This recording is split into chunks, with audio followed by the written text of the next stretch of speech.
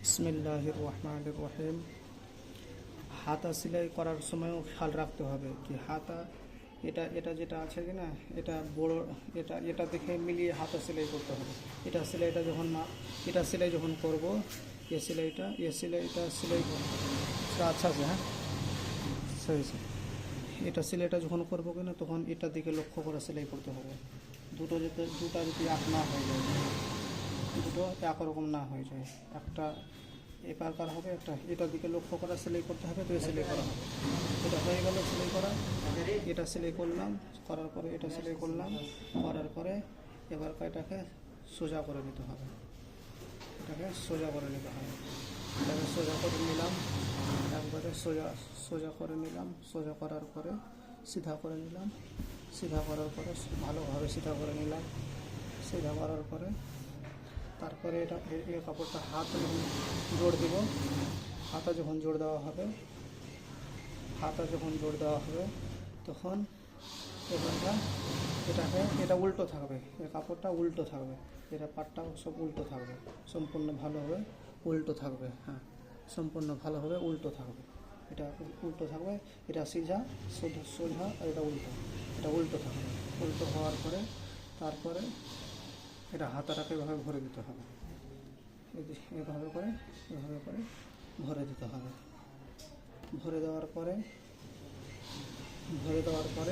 তারপরে ভরে দেওয়া হয়ে গেলে যখন, তারপরে এটাকে এখানে এটা যেটা বড়, এটা যেটা বেশিটা থাকবে, এই যেটা বেশি, এটা হ্যাঁ, এটা যেটা বেশি থাকবে, এটা যেটা বেশি থাকবে, বেশির ভাগটা এটা পিছনে থাকবে। বেশি যেটা থাকবে, যেটা এরকম কাটা হয়েছিল সেটা বেশি থাকবে, ওটা পিছনে থাকবে, আর যেটা কম থাকবে এদিকে এটা সামনে থাকবে।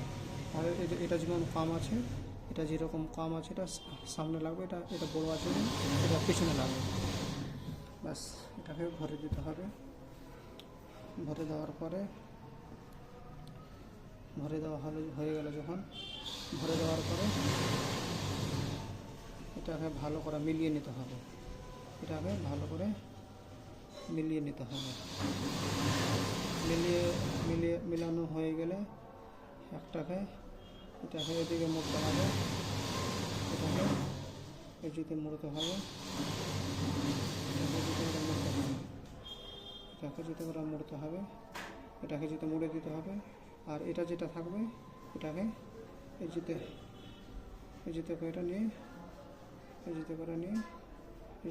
এটা এবারে মুড়ে দিতে হবে, মুড়ে দিতে হবে, ভালো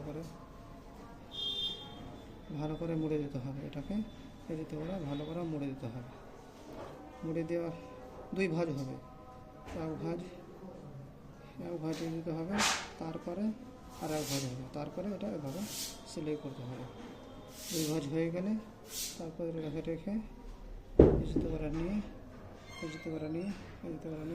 এখানের ওপরে আর এটা ভাঁজ হবে, এটাকে ভাঁজ হবে এভাবে।